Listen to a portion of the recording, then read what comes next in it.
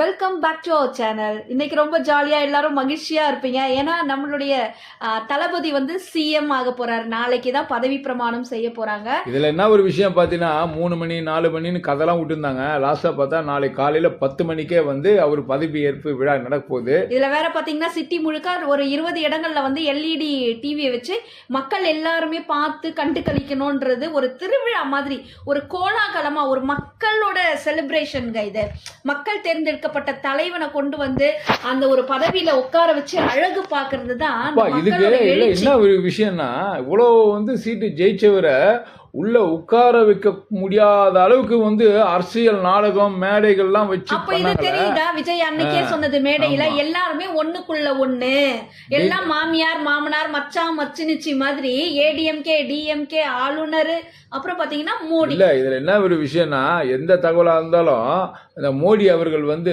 இப்ப அதான் சொன்னா தமிழ்நாட்டை வந்து எப்படியா பண்ணிடலாம், பணைய வச்சிடலாம், எப்படின்னா பண்ணலாம்னு முடிவு பண்ணாரு. ஆனா ஒன்னும் நடக்கல. ஆளுநரை வச்சு வந்து ஆளுமை பண்ணி பார்த்தாரு, அதுவும் நடக்கல. இன்னைக்கு ஆளுநர் வந்து டக்குன்னு கேரளா போறாருலாம் கதெல்லாம் சொன்னாங்க, அதுவும் நடக்கல. ஏன்னா தனி மெஜாரிட்டியை கொடுத்தாச்சு. இன்னும் நாளைக்கு எத்தனை பேர் சேருவாங்க இவர் கூட்டத்துல தெரியாது. இன்னைக்கு தனி ஒருவனா நின்னு மக்களுடைய செல்வாக்கு, இப்போ விஜய் அவர்களுடைய செல்வாக்கு, பொக்கிஷம், புதையல் எல்லாமே இந்த மக்கள் தான். இந்த மக்கள் தான் இந்த மாதிரி ஒருத்தரை கொண்டு வந்து மக்களுக்கான தலைவனா கொண்டு வந்திருக்காங்க. அவரும் மக்கள் கூட போட்ட அந்த டீலிங் வந்து மக்கள் மனசெல்லாம் மகிழ்ச்சி ஆக்கிட்டாரு அவரு.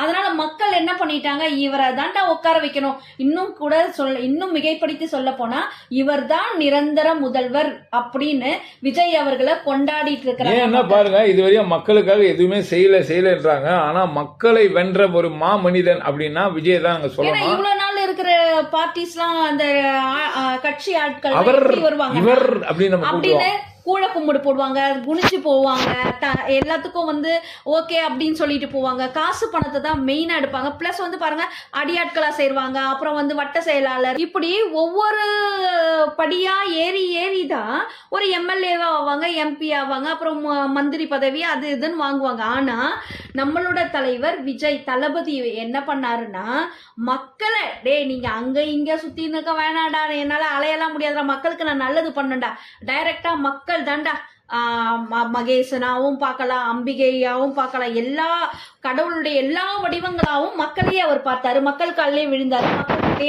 அவருடைய கருத்துக்களை எடுத்து சொன்னாரு. அவருடைய கஷ்டங்கள், அவர் தாக்கப்பட்ட விதங்கள், அவர் எப்படியெல்லாம் தாக்கப்படுறாரு பேசப்படுறாருன்றத மக்கள்கிட்டே கொண்டு வந்து சேர்த்தாரு. மக்கள் பார்த்து என்ன பண்ணாங்க, இன்னைக்கு தீர்ப்பு கொடுத்து டைரக்டா 2 இயர்ஸ்லயே கொண்டு வந்து அவர் என்ன பண்ணிட்டாங்க, மக்கள் சிம்மாசனத்துல உட்கார வச்சு அழகு பார்க்க.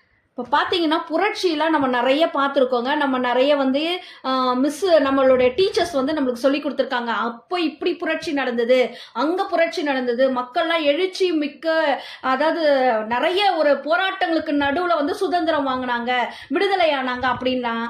ஆனால் இன்னைக்கு மக்கள் வந்து புரட்சி பண்ணதை நம்மளோட ஜென்ரேஷன் ஒரு 4-5 தலைமுறை மக்கள் வந்து நம்ம இன்னைக்கு வந்து டைரக்டாவே பார்த்துருக்கோம். ஓ, இதுதான் மக்கள் புரட்சியா அப்படின்னு. ஏன்னா அவர் எங்கெல்லாம் மீட்டிங் போடுறாரோ அந்த இடத்துலலாம் மக்கள், திரளான மக்கள் எங்க இருந்து எப்படி கூடி வராங்கன்னு தெரியாது. ஏன்னா அவ்வளவு ஒரு சப்போர்ட்ஸை அவருக்கு கொடுக்குறாங்க. ஏன்னா இவருக்கெல்லாம் இதெல்லாம் சப்போர்ட் இல்லை, வரவங்க எல்லாம் சும்மா வேடிக்கை பார்க்க வராங்கன்னு சொன்னவங்க மத்தியில இல்ல, இத்தனை பேரும் நாங்க விஜய்க்கு தான் சப்போர்ட் பண்றோம், எங்களுடைய வாக்குகள் எல்லாமே நாங்க விஜய்க்கு தான் போட போறோம், ஏன்னா அவர் மக்களுக்கு நல்லது பண்ணுவார் அப்படின்ற நம்பிக்கையோட மக்கள் திரண்டதை வந்து பார்த்தாங்க. பார்த்துட்டு அப்படி கேலி பேசினவங்க, ஒரு மாதிரி நையாண்டி பண்ணவங்க எல்லாருக்குமே நாமும் பூசி விட்டாங்க மக்கள். அப்போ நம்மளுடைய தலைவரா விஜயை கொண்டு வந்திருந்தாங்க. இப்ப பாத்தீங்கன்னா இந்த ஒரு 4-5 ஜெனரேஷன் வந்து இந்த புரட்சியை பாக்குதுங்க. அதாவது 80s 90s 70 முன்னாடி இருக்கிற ஒரு 80+ 90+ பாட்டி தாத்தா பாட்டிங்களாம் கூட இதை பாக்குறாங்க. இப்ப பாத்தீங்கன்னா 2K கிட், இப்போ ரீசெண்டா பாத்தீங்கன்னா 2K கிட், அப்புறம் வந்து ஜென்சி கிட், அப்புறம் வந்து ஆல்பா, ஸோ இவங்க எல்லாருமே வந்து இந்த மக்கள் புரட்சியை பார்த்தாங்க.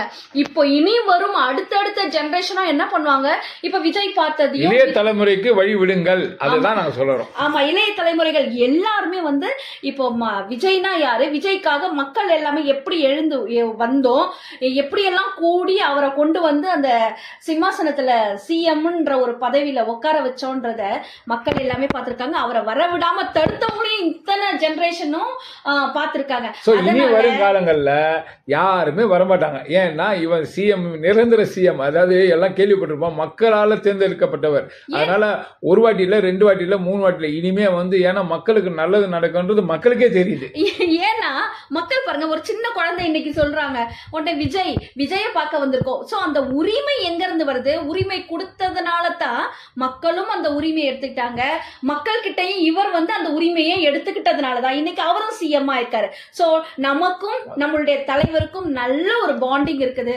சோ இப்படிப்பட்ட தலைவரை தான் மக்கள் எதிர்பார்த்திருந்தாங்க. இந்த தலைவன் இனி நம்மளுடைய தமிழ்நாட்டை ஆள போறாரு. அவரை எல்லாருமே வாழ்த்துவோம். நாமளும் ஜாலியா மகிழ்ச்சியா நாளைக்கு வந்து பதவியேற்பு விழாவை பார்த்துட்டு இருப்போம். நம்ம சாட்டை கொண்டு